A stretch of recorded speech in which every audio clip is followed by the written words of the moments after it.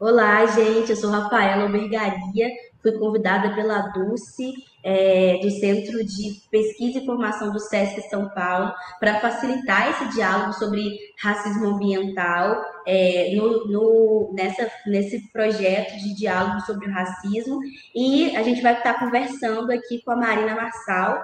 Vou passar a palavra para ela se apresentar. Primeiro dizer, Marina, que é muito prazeroso estar aqui, trocar com você, poder te ouvir. Você que já é uma grande referência, né, para uma geração de jovens negros que tem discutido e tem se preocupado em estabelecer estratégias de enfrentar a realidade, né, das desigualdades que são aprofundadas pela crise climática. Então, agradecer muito a troca, o trabalho, dizer que a gente sou grande admiradora do seu trabalho, e passar a palavra para você poder se apresentar também.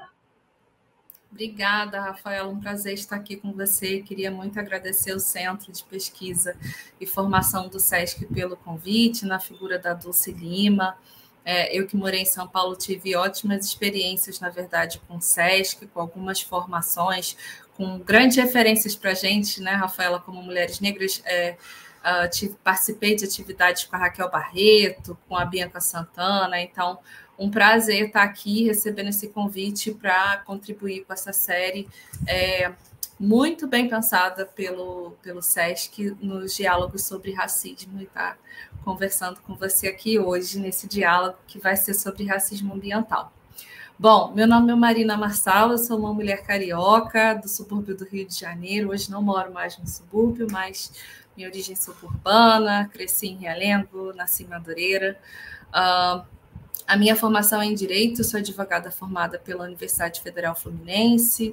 Lá eu fiz o meu mestrado em Sociologia e Direito, sempre trabalhei na linha de conflitos socioambientais rurais e urbanos, tive meu primeiro trabalho de campo na Amazônia, ali em Oriximiná, no Pará. Conheci uma defensoria pública que funcionou embaixo de um pé de jambeiro, e ali eu falei, esse é o tipo de trabalho com direito que eu quero fazer na minha vida, né? Unindo essa perspectiva da universidade que seja ensino, pesquisa e extensão, né? Muitas vezes no Brasil o ensino ele fica muito focado, a universidade fica muito focada só no ensino, na sala de aula. E eu acho que a extensão na minha vida foi fundamental para me tornar uma profissional no direito, uma jurista que pudesse pensar no impacto social em tudo que faz. Então, sempre trago esse marco que foi a minha vida, esse trabalho de campo na Amazônia, há 11 anos atrás, né? Na verdade, 12, fazendo esse trabalho em 2012, de assessoria jurídica popular ali para quilombolas, ribeirinhos e indígenas. E aí eu fiz um mestrado também, Rafaela, em Relações Étnico-Raciais, no Cefet do Rio de Janeiro, e eu acho que foi muito importante essa contribuição acadêmica que o mestrado teve na minha vida, mudou não só como profissional, mas como ser humano, partindo do princípio que o ensino no Brasil ele tem uma carência de letramento racial muito grande, né? Eu costumo dizer o quanto é impactante você ter uma formação em direito numa universidade federal de referência, né, que sempre esteve entre as top 5 do país, e não ter ouvido falar de referências como Luiz Gama, por exemplo. Então, acho que ter feito mestrado em relações étnico-raciais, ouvido de referências como Angela Davis, Lélia Gonzalez, Stuart Hall, Bembe, mas também Abdias do Nascimento, né? Enfim, acho que foi muito importante para instrumentalizar aquilo que eu já vivia, que era entender o impacto do racismo na minha profissão.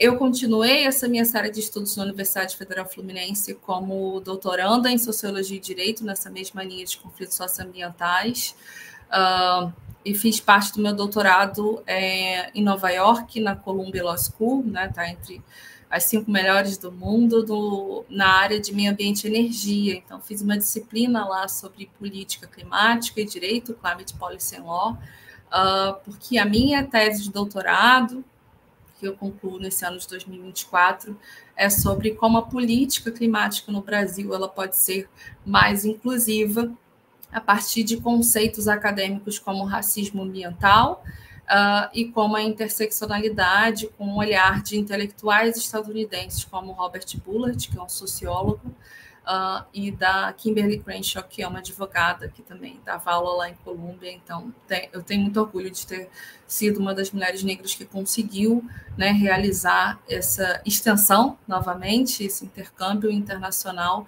e trazer esse olhar da perspectiva racial estadunidense para como isso pode influenciar positivamente a política climática no Brasil.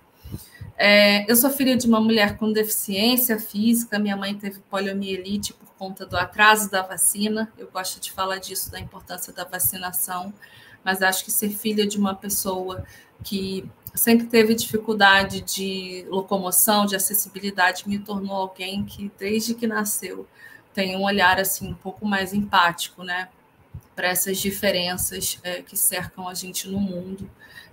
E isso influenciou, sem dúvidas, o meu olhar como profissional.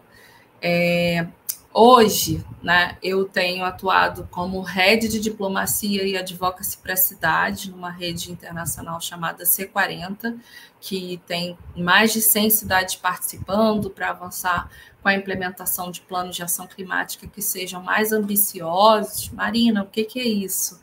É entender que as cidades são fundamentais para a gente ter ações para lidar com a mudança do clima no nível local, que os gestores públicos têm que estar empenhados nesse sentido. Então, entendendo os desafios que a gente tem nessa década, eu trabalho numa rede que faz esse engajamento de prefeitos e prefeitas para a gente avançar com a agenda de clima no nível local.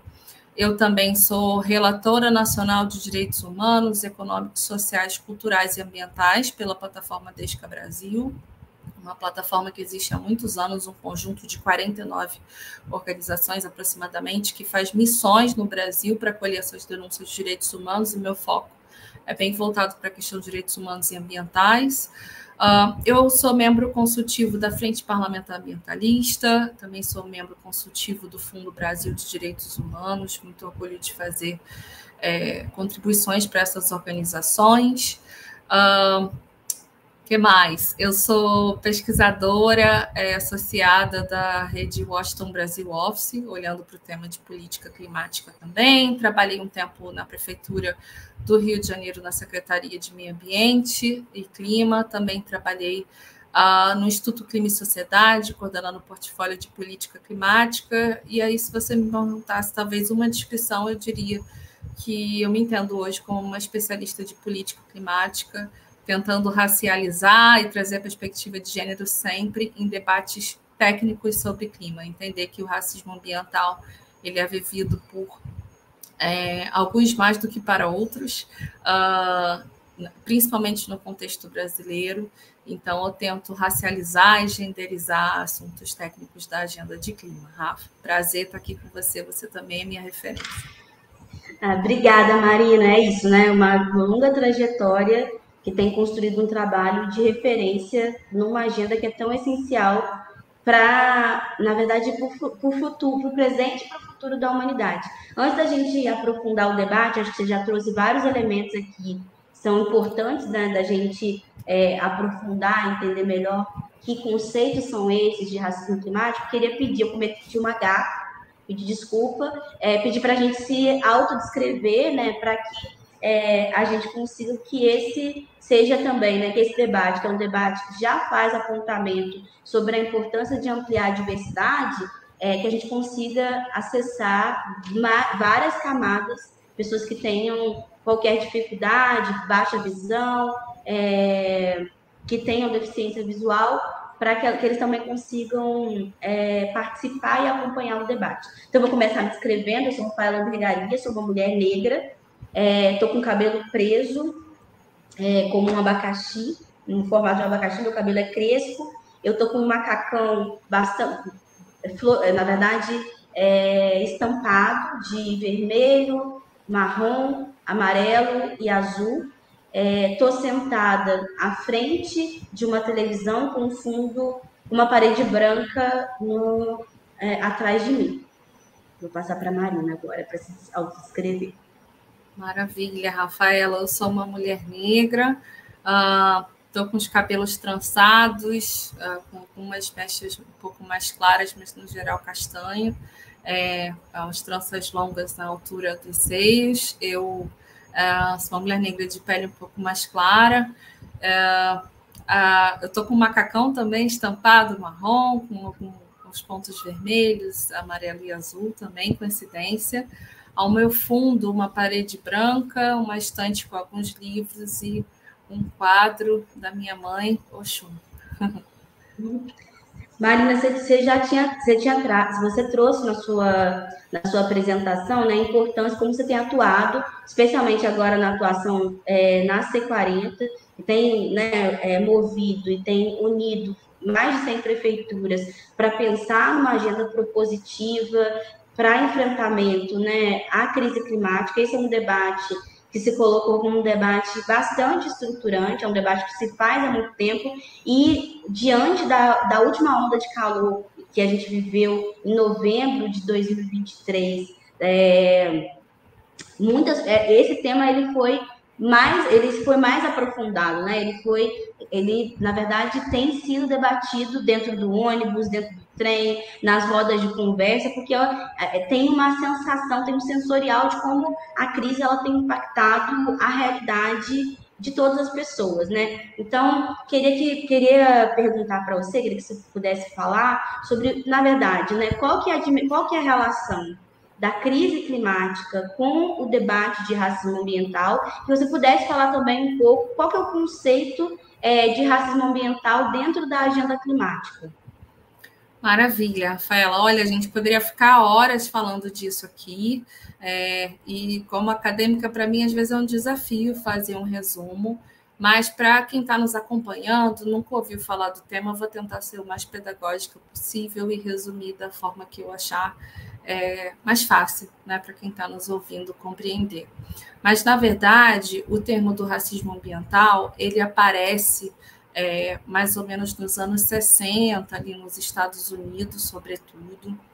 Ele vem de um movimento de advogados negros estadunidenses que participavam dos movimentos de direitos civis, e eles começam a fazer um questionamento para o movimento ambientalista se havia um interesse de se proteger só os biomas, né, fechar os parques. É uma época que se começa nos Estados Unidos, por exemplo, com o Sierra Club,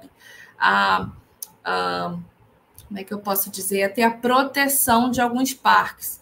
E aí essas pessoas começaram a falar, vem cá, a gente só vai proteger os parques e os animais e expulsar as pessoas, ou a gente está lutando pelo meio ambiente para melhorar a qualidade de vida dessas pessoas que estão nesses lugares, que possam estar sendo mais expostos a perspectivas tóxicas, né?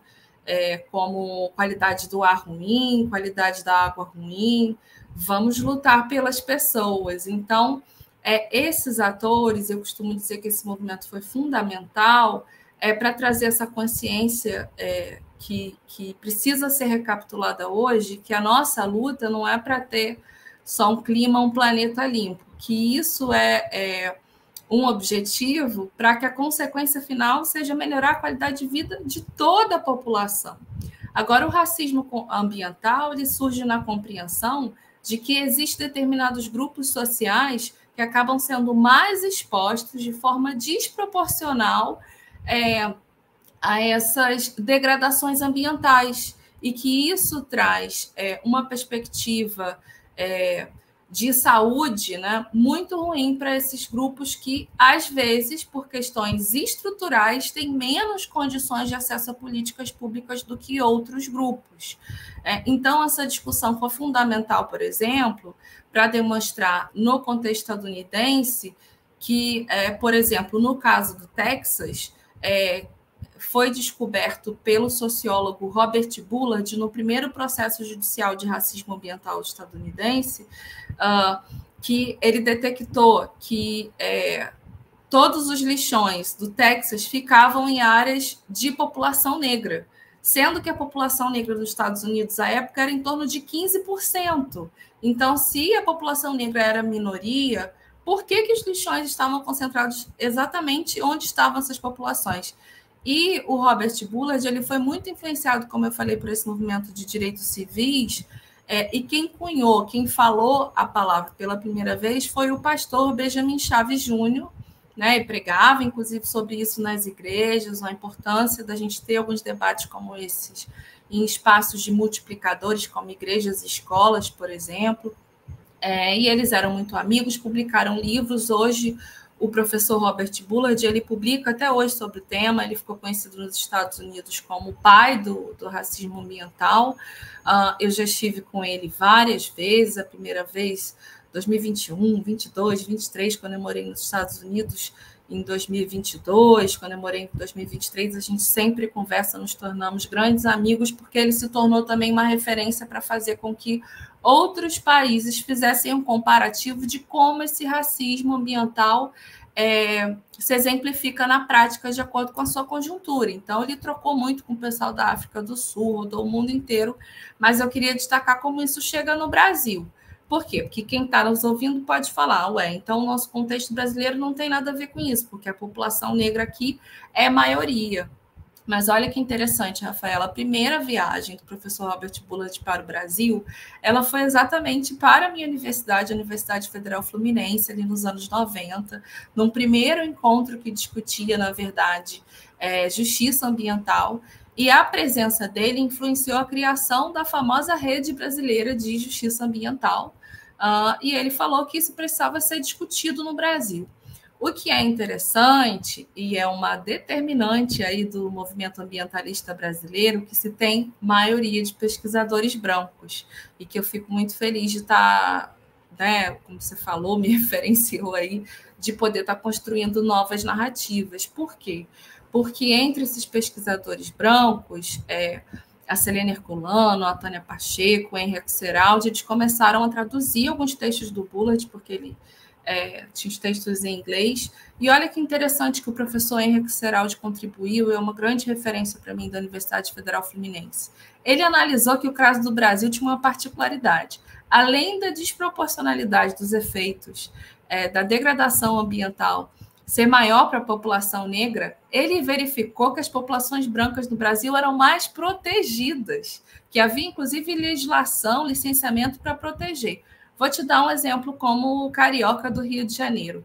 A gente vê lixão, a gente vê cemitério nas áreas nobres. Não tem esses lixões, esses cemitérios, essas atividades que têm potencial de degradação e que causam impacto na saúde da população ao redor, eles acabam ficando determinantemente nas áreas como você morou, a Baixada Fluminense, nas áreas periféricas, nas áreas suburbanas, piorando a qualidade de vida de populações que já têm, como eu falei, dificuldade de acesso a outras políticas públicas. E aí, com isso, Rafaela, para fechar um pouquinho aqui o tema do racismo ambiental, eu pude contribuir com o mapa da Fiocruz, que à época era chamado de Mapa de Justiça Ambiental, e uma das coisas que foi refletido ali no final dos anos 2000 a gente está lutando por justiça ambiental, mas o que ainda acontece no Brasil é uma verdadeira injustiça. Então, vamos mapear onde essas injustiças acontecem?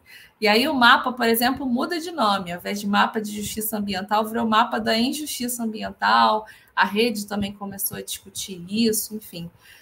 Mas são alguns autores de referência que começaram a levantar essa discussão.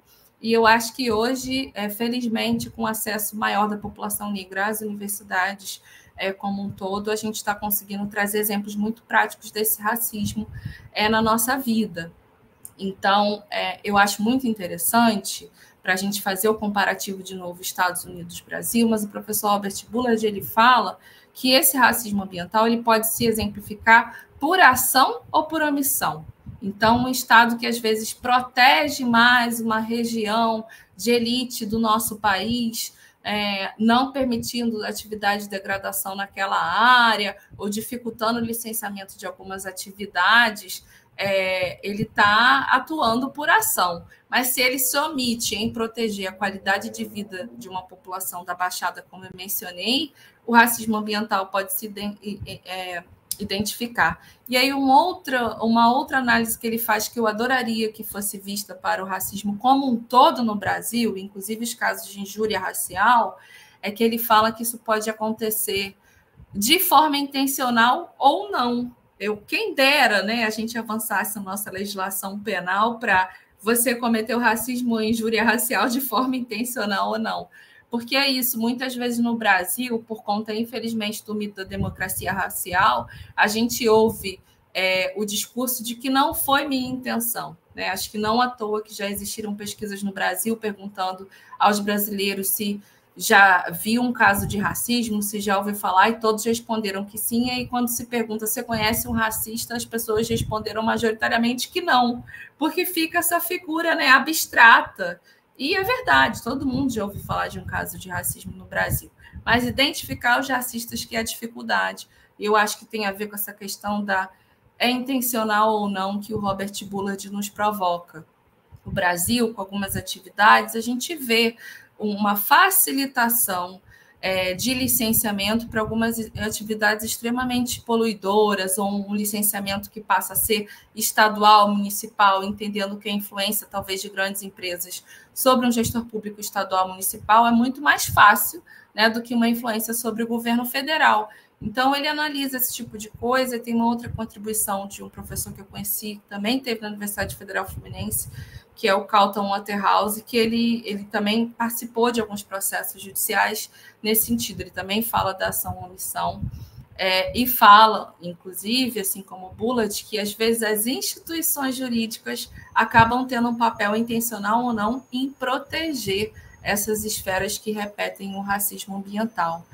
Então, eu acho, Rafaela, que hoje vozes como você estão falando da evidência do racismo ambiental na dificuldade de acesso à população ao transporte público de qualidade no subúrbio do Rio de Janeiro, ou acessando um transporte público que é mais poluidor do que o resto da população. Eu acho que existem vozes como a Chai Suruí, que tem falado do impacto da mineração nas populações indígenas do norte do nosso país.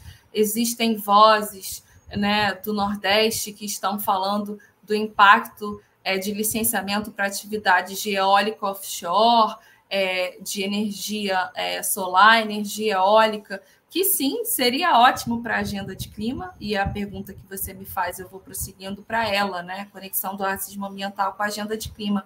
A gente quer avançar para uma transição e sair de combustíveis fósseis, a dependência do petróleo, que é altamente poluidor, ou do carvão, e mudar para uma energia limpa e renovável como eólica e solar? Sim, mas a gente quer fazer essa transição que é boa para o clima, às custas de impactar a qualidade de vida da população local, impactando as suas atividades de subsistência, removendo essas populações para outro lugar, diminuindo a biodiversidade de pessoas que pescam nessa região, e o Brasil tem a maior biodiversidade do mundo. Acho que não é isso que a gente quer.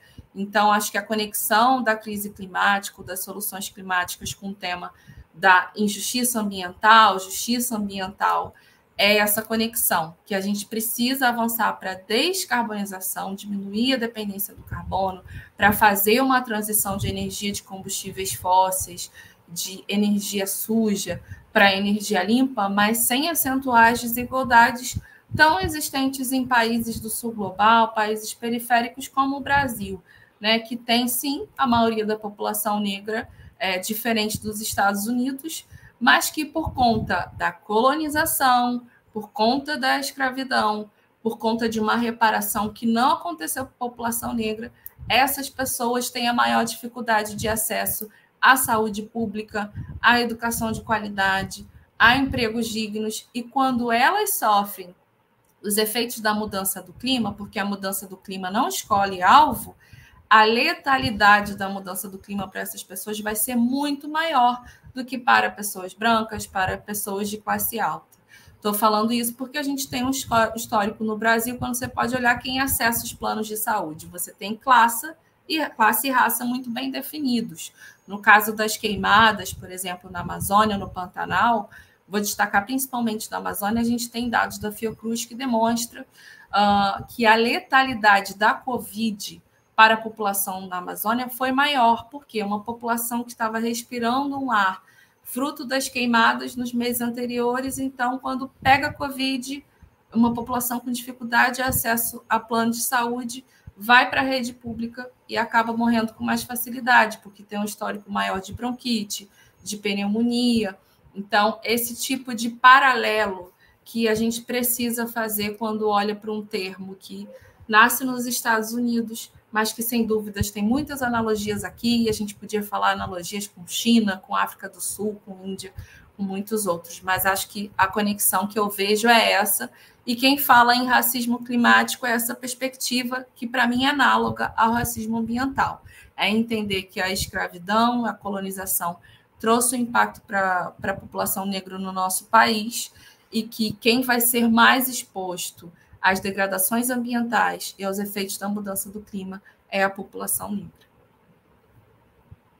Marina, eu acho que você traz elementos muito importantes para a gente poder refletir sobre esse assunto, né? Primeiro, né, localizando a questão do racismo ambiental dentro dos processos que estruturam o racismo como modo de existência, como que define as relações sociais, que define as relações de produção, quando você demarca também, né, o processo de escravismo e refletir também como esse processo da colonização, ele é um processo de exploração predatória, né, que vai produzindo, o capitalismo ele vai intensificando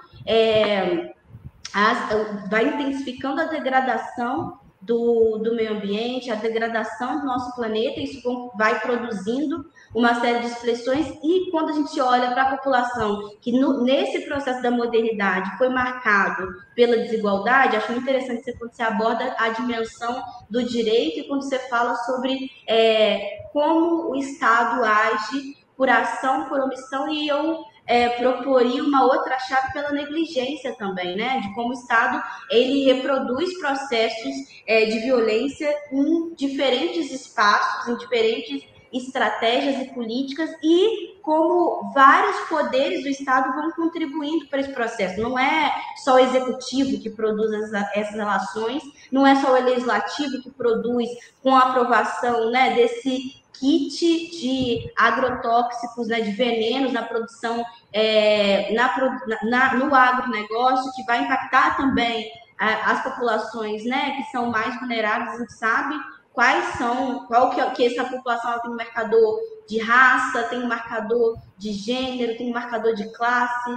Essas dimensões elas são muito importantes, e eu queria provocar, acho que, algumas reflexões. Acho que primeiro entender, né, que a forma como a gente pensa em soluções para a crise que está colocada, que, como você já demarcou, não é uma crise de agora, né? Quando você faz aí, referencia o Bullock, quando você referencia uma série de outros pensadores negros que têm disputado esse lugar da universidade, como se coloca também, né, a necessidade de produção narrativa, que é nesse espaço da academia, da produção de conhecimento, que se estabelece as técnicas, as políticas que vão incidir sobre a vida da população, e qual que as desvantagens que são produzidas por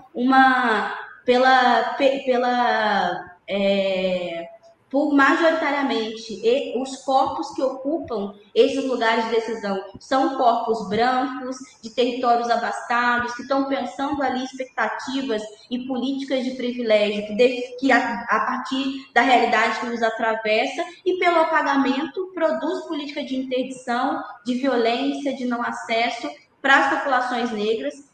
Pensar que também essa realidade, né, ela se replica e reproduz nas cidades. Então, como é que a gente está às vésperas, né, das eleições municipais, e, né, pelo próprio desdobramento de como a crise ela tem se demonstrado cada vez com impactos mais brutais, né? Então, seja pela elevação das temperaturas que produzem adoecimento, produzem danos à saúde, seja pelo aprofundamento de impactos de desastres ambientais, enchentes, desabamentos.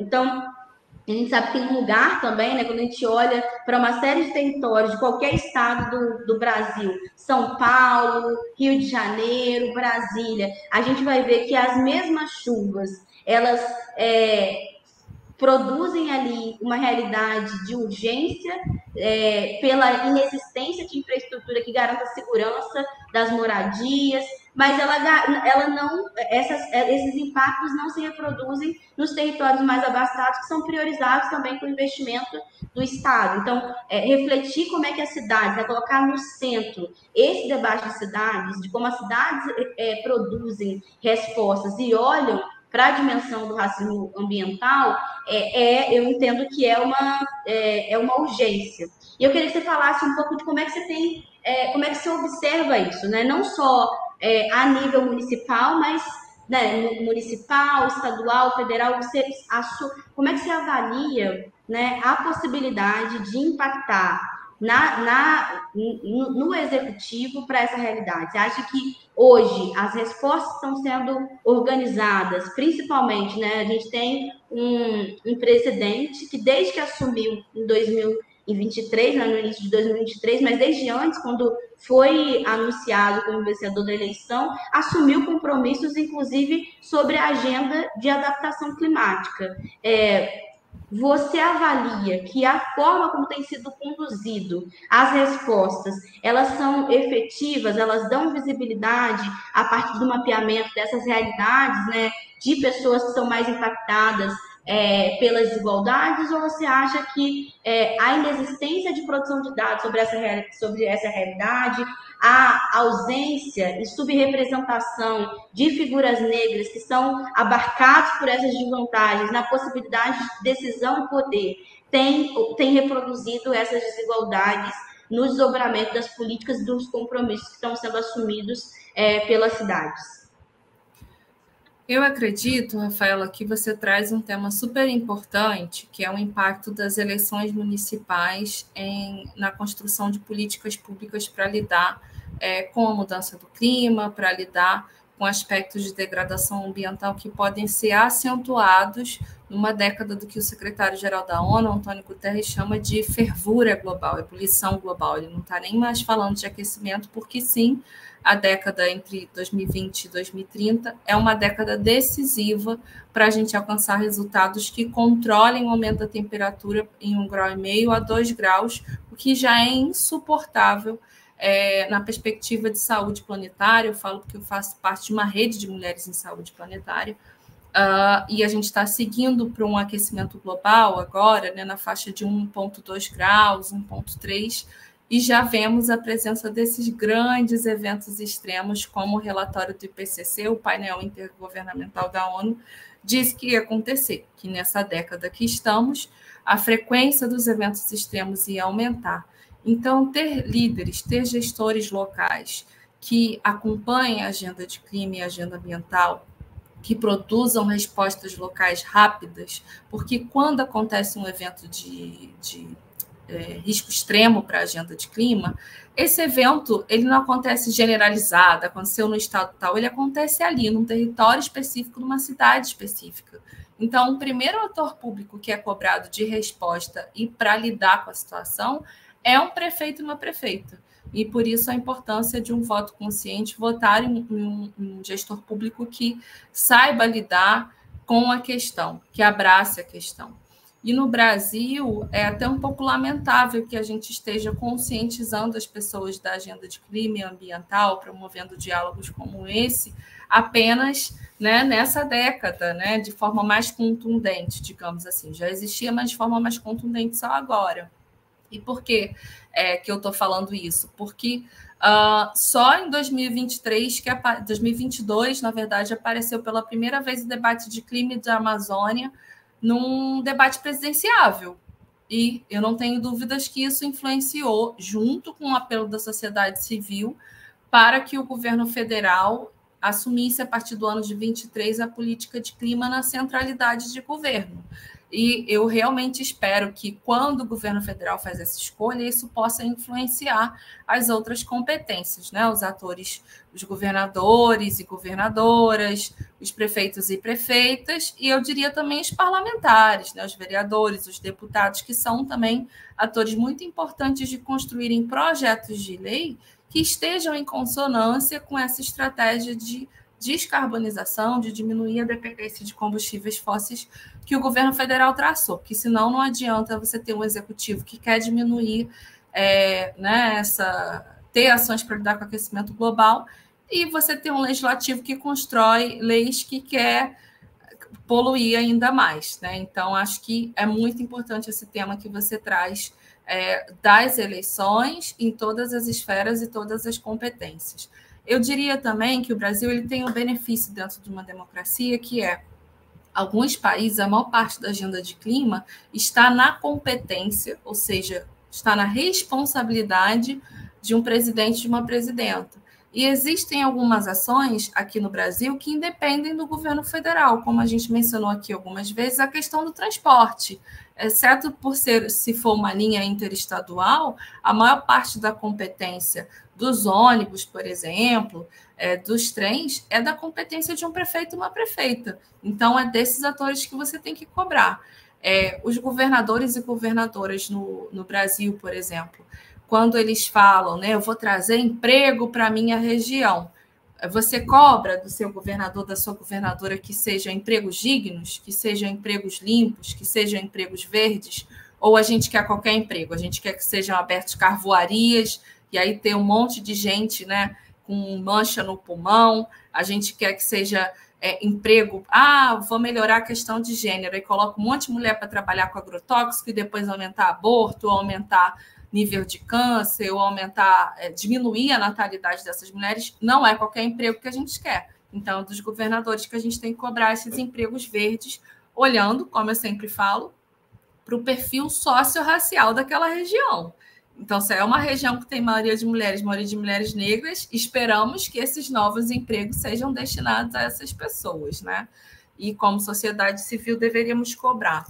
Acho que nessa década a gente tem falado mais da questão da mudança do clima, da questão do racismo ambiental, porque a sociedade civil está mais atenta a esse debate. E é por isso que eu falo que diálogos como esse, que a educação ambiental e climática, ela é fundamental para formar cidadãos mais conscientes, não só dos seus deveres, mas dos seus direitos. E diria, fundamentalmente, para a população negra poder experimentar a figura do Estado, seja governo federal, estadual, municipal, por seus direitos, e não somente pela punição, pela fiscalização, pelo dever. E acho que isso, nessa década, e a gente não pode ignorar a importância que foram os primeiros governos ali, talvez, do PT, incentivar a população negra a participar da academia, e hoje você ter pessoas como eu e você, que podemos nos formar em universidades federais, né, estaduais, e poder estar pautando o poder público nesse sentido. Se não fosse pessoas com a nossa vivência de racismo ambiental na prática, não sei se a gente teria essa cobrança do governo federal hoje, independente de qual seja o governo federal. Acho que numa democracia é nosso direito cobrar, independente de quem esteja no poder. E acho que é isso, né? A perspectiva das cidades, como eu falei. E meu último ponto que eu destacaria aqui é que uma política preventiva à mudança do clima no âmbito local, que é o que você chamou de adaptação, né? O que é adaptação para o nosso telespectador aqui que nunca ouviu falar do tema? É entender que esses eventos extremos vão acontecer com cada vez mais frequência. Então, como a gente adapta as nossas infraestruturas para lidar, não sei, granizo está acontecendo mais em regiões que não aconteciam. Lidar com granizo. Pequenos abalos sísmicos estão acontecendo por conta do aquecimento, né, do nosso núcleo da Terra. Adaptar para isso. As ondas, né, as ressacas do mar estão acontecendo com mais frequência. Como o meu prédio pode se adaptar para, se vier uma ressaca, ao invés do prédio cair, ele balança, mas literalmente não cai. Essa é a agenda de adaptação.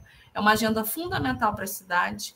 E você me perguntou sobre se eu acredito que os governos, no geral, têm olhado para isso. Eu diria que sim.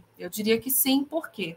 Porque o governo federal brasileiro, em 2023, já teve um mapeamento dos mais de 5 mil municípios que a gente tem no Brasil, de quais estariam mais sujeitos aos eventos extremos.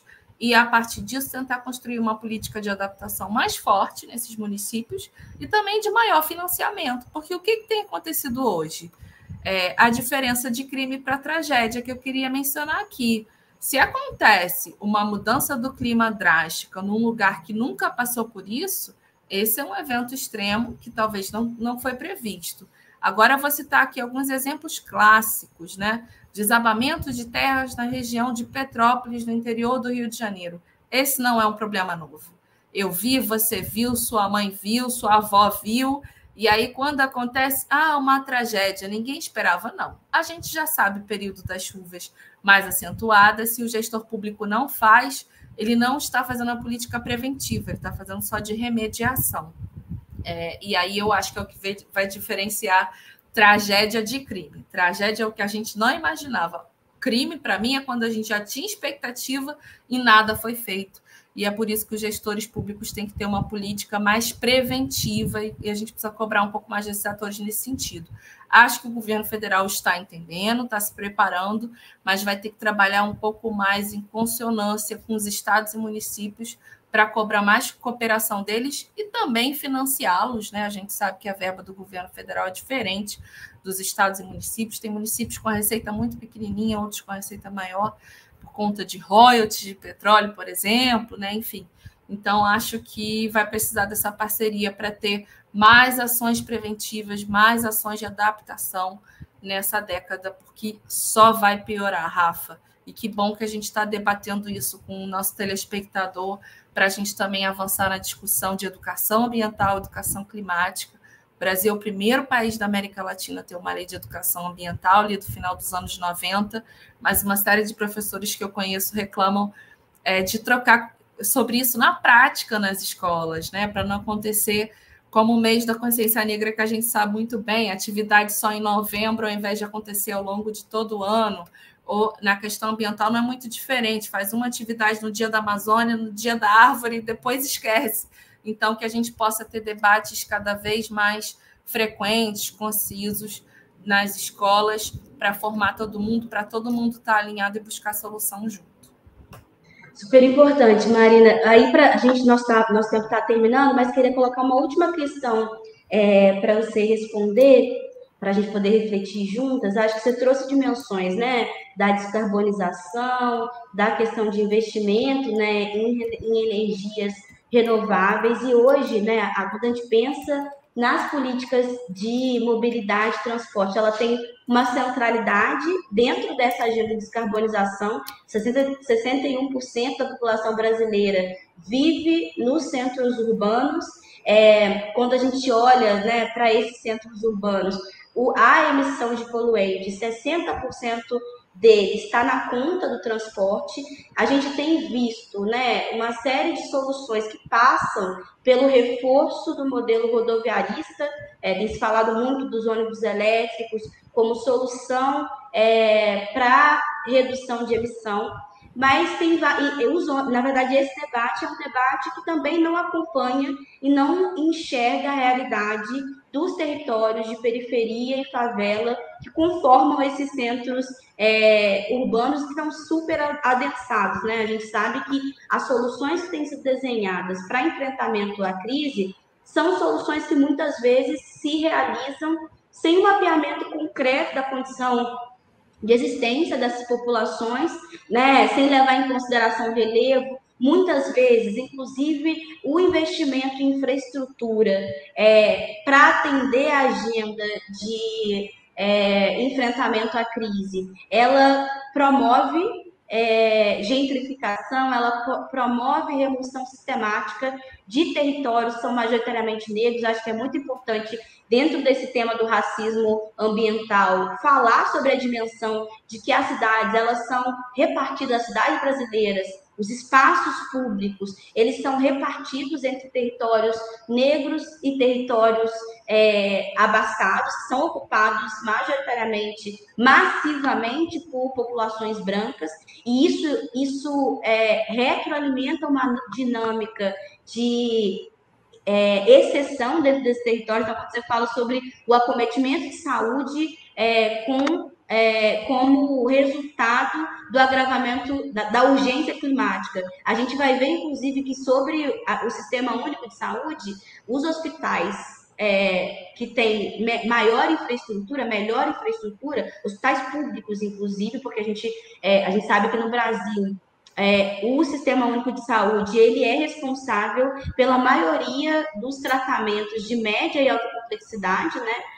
porque são tratamentos mais caros do que os planos de saúde não organizam essas infraestruturas e usam do serviço público, mas quando a gente olha para os territórios como a Baixada Fluminense, como o Capão em São Paulo, como as cidades satélites em Brasília, e assim vários outros territórios e centralidades nacionais, a gente vai ver que esses territórios de periferia, eles são abarcados pela ausência, muitas vezes, de hospital de urgência, emergência, de maternidade.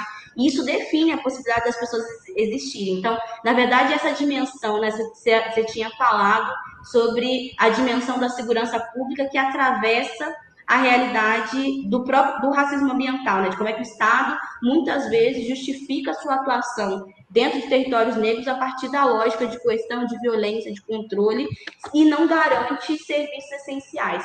E acho que pensar sobre isso é pensar também como é que a gente prioriza o investimento público, né? A forma como se investe orçamento público hoje no Brasil e grande parte do mundo replica esse lugar de desigualdade. Então, onde tem mais infraestrutura, vai ser sempre onde recebe mais investimento. E os territórios mais pobres, eles são sempre abarcados pela lógica de exceção. Então, a gente está discutindo a necessidade de ampliação de transporte sobre trilho, porque é transporte de alta capacidade, é transporte eficiente, porque não tem engarrafamento no trem e no metrô, é sustentável, porque muitos, né, a grande parte do transporte metroviário e ferroviário no Brasil é movido por eletricidade, né? A questão, inclusive, da eletrificação, ela já tem produzido consequências nefastas, né? A extração de lítio no Chile e em outros países já tem produzido consequências que também aprofundam e agravam a crise climática. Na verdade, a adoção de ônibus elétricos, que são modais, né, de baixa capacidade, né? O máximo que você consegue transportar com conforto dentro de um ônibus é 75 pessoas, 40 sentados, 35 em pé. Mas a gente vê que se amontoam pessoas ali, se a gente está tratando de territórios de periferia, e isso vai demandar muito mais produção de energia, né? Na segunda semana de novembro de 2023, quando houve, né, aquele superaquecimento em quase todas as cidades brasileiras, né, alcançando a sensação térmica, alcançando 59 graus no Rio de Janeiro, nos territórios da Baixada Fluminense.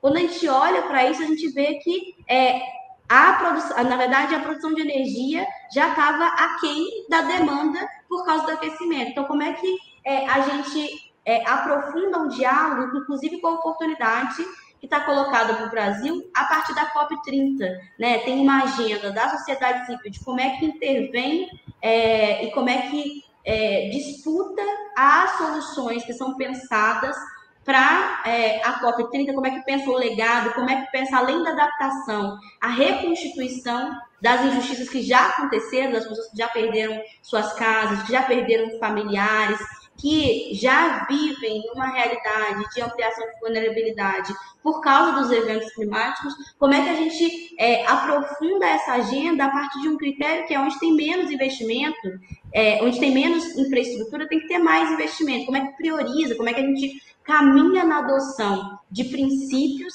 que garantam o casamento das agendas de mitigação climática, né, que estão vinculadas à infraestrutura, à estruturação, né, de novos meios de produção de energia limpa, às demandas de adaptação, porque na COP 27, que a gente teve juntas, foi uma COP histórica, né, a maior bancada de pessoas negras da história das COPs, mas quando a gente olhava para as mesas de negociação, eram mesas de negociação que eram compostas majoritariamente por representantes de nações europeias, homens brancos, que estavam discutindo ali como é que eles garantiam a existência do mundo diante dessa crise que atinge todo mundo, como você falou, sem garantir que as pessoas que estão mais vulneráveis, que são, né, a gente sabe qual que é o fator determinante da vulnerabilidade no mundo, de raça, etnia, que essas pessoas não pudessem ter acesso a bem viver com uma resistência muito grande de criação de um fundo de adaptação. Então, eu queria que você falasse um pouco de como é que esse desafio está colocado para nós, né, de disputar, de enfrentar essa realidade de subrepresentação. A gente sabe que essa é uma realidade massiva na sociedade brasileira, que passa por todos os poderes. A gente tem reivindicado em várias instâncias a importância de ter mais pessoas negras que estão implicadas com projetos coletivos, porque a gente é abarcado por todas as formas de desvantagem das desigualdades sociais. Como é que você pensa as possibilidades de construção, de reivindicação, de incidência, para que se adote estratégias que sejam eficientes, em primeiro lugar, porque, na verdade, as soluções que têm sido apresentadas de eletrificação da frota rodoviária está longe de responder às demandas de cidades eficientes, mas que garantam condições de dignidade para a população que é mais impactada pelas desigualdades. Rafa, olha, muitas questões que você coloca aqui, mas eu diria que dentro dessa jornada, historicamente, a gente precisa reconhecer, sim, o impacto que países desenvolvidos, países do norte global, têm no contexto da Revolução Industrial, né? De partir de um modelo de desenvolvimento que poluía mais. E aí, a partir das consequências que sofreram, que inclusive tem financiado países do sul global, como o Brasil, a proteger as suas florestas tropicais para a gente não chegar no colapso que eles chegaram. Eu entendo isso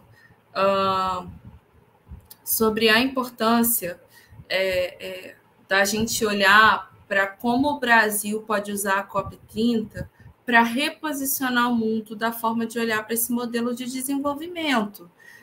Por que eu estou falando isso? Porque a gente tem acompanhado desde 2022 uma série de guerras que, inclusive, estão sendo intensificadas pela questão energética. A gente tem a guerra da Ucrânia com a Rússia, que acaba impactando no mundo inteiro pela dependência de combustível fóssil, exatamente, ou de energia, né, seja qual for ali que venha da Rússia. A gente, em 2023, também viu, né, a questão da intensificação da guerra com Palestina e Israel. Então, a importância da gente discutir como ser humano, independente de ser norte global ou sul global, que modelo de desenvolvimento a gente quer continuar seguindo. É um modelo que vai replicar a pandemia, que vai acabar com a nossa biodiversidade, que vai contaminar rios como o Rio Doce, né, em Minas Gerais. É um modelo que sabe, a gente vai perder alguns animais que estão no risco de extinção muito grande. É um modelo de desenvolvimento que coloca em xeque, inclusive, a possibilidade de algumas mulheres de ser mães pela qualidade da água que estão bebendo, né? Em 2023, pude estar falar no segundo Fórum de Povos Afrodescendentes da ONU sobre os impactos da mudança do clima na saúde reprodutiva das mulheres, e acho que a gente tem que ter o direito de ser mãe ou não, porque a gente quer, e não porque o meio ambiente está afetando a nossa saúde reprodutiva, mas acho que a gente tem que repensar isso. E nos meus trabalhos de campo, Rafa, a troca com os indígenas, os quilombolas, sempre foi muito fundamental, mas com os indígenas tem uma troca que significou muito, que é com Davi Copenaua, né? Quando ele chama o mundo todo fora dos indígenas, né? O povo branco, de povo do consumo, porque é isso, a gente não está fazendo nada a não ser consumir. Então, acho que a COP30 pode nos convidar a repensar para onde a gente quer ir a partir de 2025, reconhecendo que a gente pode colapsar até 2030, a velocidade que a gente quer caminhar com essa transição, porque a gente já passou por 28, 29, 30 conferências do clima, sabe? E todo mundo, 40 mil pessoas pegando voo, emitindo gás de efeito estufa para discutir e não avançar em negociação como a gente deveria. E acho que as mesas de negociação são desiguais? Ainda são. Mas, de novo, vou trazer o tema da educação climática. Quantas são as pessoas do Brasil que podem, de fato, já contribuir com o tema de negociação? É raro. Então, para equilibrar a mesa, eu acho que o Brasil tem a chance de realizar a conferência em Belém, na Amazônia, e convidar o mundo inteiro para repensar a forma que a gente consome, a forma que a gente quer desenvolver ou, sabe, voltar para trás. porque não sei se tem um futuro para nossos filhos, netas, para os jovens que já estão sofrendo de ansiedade climática, se a gente continuar consumindo de forma desmedida nesse sentido. E espero que para o nosso telespectador que nos ouviu até aqui tenha ficado claro temas como racismo ambiental, racismo climático, injustiças, justiças ambientais e climáticas, alguns autores aí que a gente falou e muitos exemplos práticos que a gente trouxe de como esses casos se evidenciam na nossa vida real e da importância dos atores públicos para colaborar. Eu diria também, Rafa, da importância do setor privado, né? Porque existem políticas privadas e acho que as empresas elas podem, sem dúvida, ajudar a desacelerar essa forma de consumo nos produtos que elas produzem. Se elas quiserem produzir produtos poluentes e ficar nos alimentando com isso, não vai adiantar muita meta pública alcançada. Então, acho que precisa dessas parcerias público-privadas. Acho que é importante, como eu falei, que os cidadãos tenham um voto consciente, que os gestores públicos se capacitem sobre a agenda, que as empresas possam fazer a sua colaboração e que a sociedade civil continue exigindo do mundo um olhar por justiça ambiental, por justiça climática, mas também cada um fazendo a sua parte, Rafa. Obrigada, Marina. Acho que foi incrível assim conseguir trocar, disputar, aprender com todo o debate que você tem aprofundado. Acho que o que fica de reflexão, né? Qual que é o contraponto, inclusive, de se pensar o racismo ambiental? É como é que a gente aprofunda uma política de equidade dentro da agenda, da agenda social, que na verdade vários exemplos que você trouxe aqui. E as reflexões que você apresentou fazem com que a gente consiga entender que o debate da urgência climática ele tem impactos e ele conforma a realidade social que a gente vive hoje. Então, o debate de equidade ele é um debate central dentro de como a gente pensa, né, uma agenda propositiva para enfrentar essa realidade das desigualdades que impactam muito mais a população negra que vive em territórios de periferia, de favela, que tem, né, condições de vida degradada, condições de trabalho degradado pela forma como o capitalismo se retroalimenta. Eu acho que pensar todas essas dimensões é bem importante. Da gente fazer o convite para a gente seguir acompanhando a Marina, acompanhar pelas redes sociais. Marina, se quiser falar suas redes sociais para as pessoas que quiserem interagir contigo, fazer perguntas, tirar dúvidas, possam te procurar e possam te acionar, quiserem também te fazer convite para facilitar e ajudar em outros temas. Então, pedir para você falar suas redes sociais e agradecer a todo mundo que participou, né, que nos ouviu, que participou desse debate aqui conosco. A gente está à disposição, vou deixar também as minhas redes sociais, Rafaela Albergaria, e eu sou do Observatório dos Trens, que o arroba no Instagram é arroba Observatório dos Trens. Meu Instagram pessoal é arroba Rafaela Albergaria. E aí pedir para você falar também os seus contatos, Marina.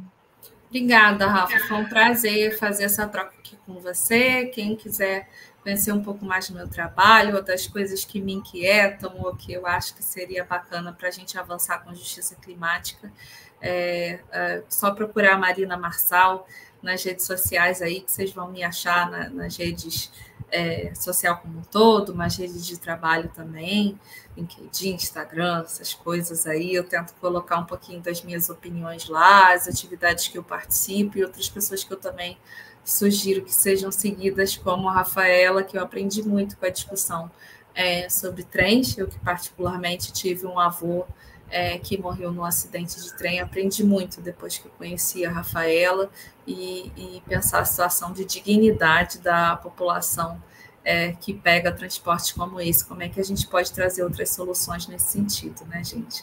Mas foi um prazer estar aqui, quero muito acompanhar os outros debates aí, desse diálogo sobre racismo, essa iniciativa do SESC. Dulce Lima, parabéns pela iniciativa, SESC também, parabéns. Agradecer muito, Dulce, agradecer o SESC por a abertura desse espaço de diálogo, que é um espaço tão importante, né? É muito importante que a gente consiga que instituições, né, tão referenciadas, com uma trajetória reconhecida, admirada como o SESC, consiga produzir espaços de reflexão, de implicação da sociedade para realidades e questões tão fundamentais que definem as nossas condições e as nossas possibilidades de existência. Então, meu agradecimento pelo convite, pelo espaço de diálogo, pela possibilidade de troca sobre esses assuntos tão relevantes. Agradecer a todo mundo, um abraço para todo mundo, um abraço, Marina. A gente segue acompanhando os outros debates que pautam o diálogo sobre racismo.